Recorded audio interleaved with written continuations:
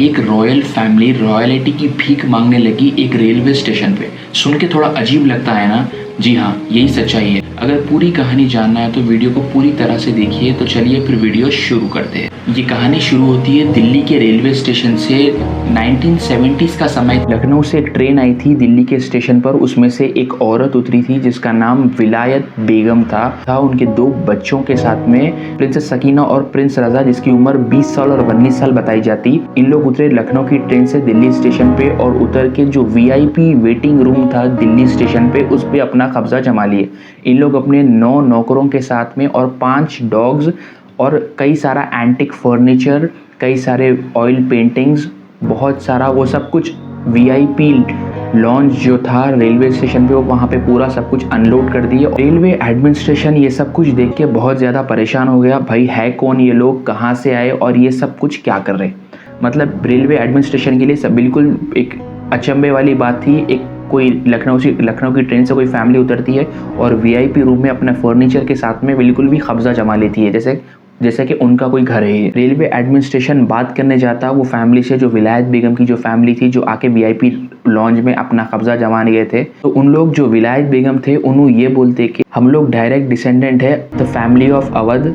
जो लखनऊ की जो रॉयल फैमिली थी, वो रॉयल फैमिली ऑफ अवध से हम लोग डायरेक्ट डिसेंडेंट है, हम लोग उनकी फैमिली से बिलोंग करते बोल के रेलवे एडमिनिस्ट्रेशन को ये विलायत बेगम बोलते। अवध एक प्रिंसली स्टेट था। लखनऊ में उत्तर प्रदेश में, तेलंगाना में हैदराबाद था निज़ाम का। अवध भी एक प्रिंसली स्टेट हुआ करता था उत्तर प्रदेश में, जिसका हेडक्वार्टर्स लखनऊ था। तो अवध जो स्टेट था, प्रिंसली स्टेट, इसको 1856 में ब्रिटिश ईस्ट इंडिया कंपनी ने एनेक्स कर लिया था, पूरा अपने कब्जे में ले लिया था। और इसके जो लास्ट रूलर थे, रूलर ऑफ अवध, नवाब वाजिद अली शाह, उनके डायरेक्ट डिसेंडेंट है बोल के इन लोग क्लेम करते हैं यहाँ पे आके रॉयल्टी। मगर इसका क्या मतलब है? इन लोग लखनऊ की ट्रेन से उतरे और आके यहाँ पे VIP लॉन्ज में अपना कब्जा जमा के बोल रहे कि हम लोग रॉयल फैमिली ऑफ अवध, जो वाजिद अली शाह जो लास्ट रूलर थे, उनके डायरेक्ट डिसेंडेंट है। तो रेलवे एडमिनिस्ट्रेशन इन लोग से ये पूछता कि आप लोग क्या चाहते? जो विलायत महल रहते उन्होंने ये बोलते कि जो ब्रिटिश के समय में जो इनकी जो प्रॉपर्टीज़ को जो लूटा गया था और इनकी जो वेल्थ को जो लूटा गया था पूरी तरीके से, वो सब वापस होना मेरे को इंडियन गवर्नमेंट से बोल के। और रेलवे एडमिनिस्ट्रेशन सुन के उन लोगों को कुछ भी समझ में नहीं आता, इन लोग को अपने हाल पे छोड़ देते। बहुत ज़्यादा मीडिया का अटेंशन गेन कर लेते विलायत बेगम। मीडिया के जर्नलिस्ट आके इंटरव्यूज़ लेते रहते, कई सारे बाहर के जर्नलिस्ट आके मतलब पूरे हेडलाइंस में आ जाता। फाइनली 1984 में प्राइम मिनिस्टर इंदिरा गांधी इनकी बात सुन लेते। उन्होंने बोलते कि ठीक है, आपके जो भी डिमांड्स है, मतलब आपको रहने के लिए एक अच्छा सा घर दिया जाएगा। PM prime minister Indira Gandhi सुनने से पहले उत्तर प्रदेश के CM भी इनको बोलते कि 4 बेडरूम का मैं आप लोगों को एक घर दूंगा उत्तर प्रदेश में बोल के। विलायत बेगम बोलते कि वो हमारे लिए बहुत छोटा सा मकान है, हम लोग को नहीं चाहिए बोल के विलायत बेगम बोलते। तो 1984 में PM prime minister Indira Gandhi इनकी बात सुनते। बहुत ज़्यादा मीडिया का अटेंशन गेन हो रहा था, बहुत ज़्यादा बदनामी हो रही थी गवर्नमेंट की। तो इसीलिए 1984 में प्राइम मिनिस्टर इंदिरा गांधी इनको एक हंटिंग लॉज देते, जो फिरोज शाह तुगलक ने बनाया था। जो उन्होंने शिकार को जब जाते थे, जब यूज़ करते थे, तो 300-400 साल पुराना एक मेडिवल एज का हंटिंग लॉज, जो पूरी एक डेंस फॉरेस्ट के बीचों बीच बना हुआ रहता, जैसा कि फोर्ट्स है, बिल्कुल एक खंडर समझ लो आप, जहाँ पे कोई फैसिलिटी नहीं, वो इंदिरा गांधी इनको प्रोवाइड कर देते।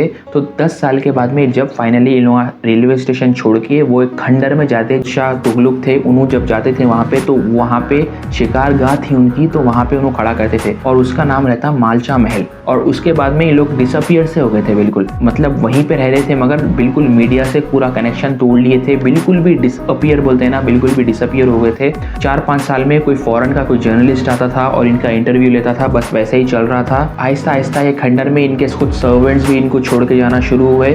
जब तक शिकारी कुत्ते थे कोई आता नहीं था यहाँ पे। विलायत बेगम की भी डेथ हो गई, प्रिंसेस सकीना की भी उसके बाद में डेथ हो गई। बचे अकेले प्रिंस अली रजा, उन्होंने रहते थे यहाँ पे। और 2017 तक इन लोग यही हालत में रहे, no water, no electricity, dense forest में एक खंडर में, बिल्कुल एक किला बोलते हैं ना पुराना, वो किले के टाइप के मकान में। आप लोग मेरे स्क्रीन पे पूरे फोटोज देख सकते हैं। 2017 में प्रिंस अली रजा की भी मौत हो गई, उनकी भी डेड बॉडी बिल्कुल अकेलेपन में वहाँ पे पड़ी हुई मिली। जो किसी का कोई पुरसाने हाल नहीं था उनकी बॉडी उठाने के लिए भी। जब भी लोग कोई फॉरेन के जर्नलिस्ट को बुला के इंटरव्यू देते तो इन लोग की यही शिकायत रहती थी कि इन लोग को गवर्नमेंट पूछी नहीं, मालचा महल प्रोवाइड करे बाद में। जो प्रिंसेस विलायत थे जो डायरेक्ट डिसेंडेंट है बोल के बोल रहे थे वजाद जो रूलर थे, जो लास्ट रूलर ऑफ अवध के, इन लोग एक नई ज़िंदगी भी शुरू कर सकते थे, मगर अपनी रॉयलिटी क्लेम करते करते बच्चों का पूरा फ्यूचर बर्बाद कर लिए। जो बिल्कुल यंग एज के प्रिंसेस सकीना, प्रिंसेस अली रज़ा थे, उन लोग की ज़िंदगी भी बिल्कुल तबाह हो गई।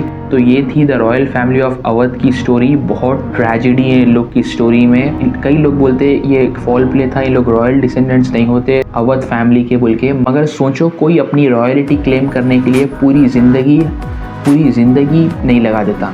ये अगर फॉल प्ले भी है तो एक दिन चलेगा, 1 साल चलेगा, 2 साल चलेगा, मगर अब इन लोग अपनी पूरी ज़िंदगी तबाह कर लिए।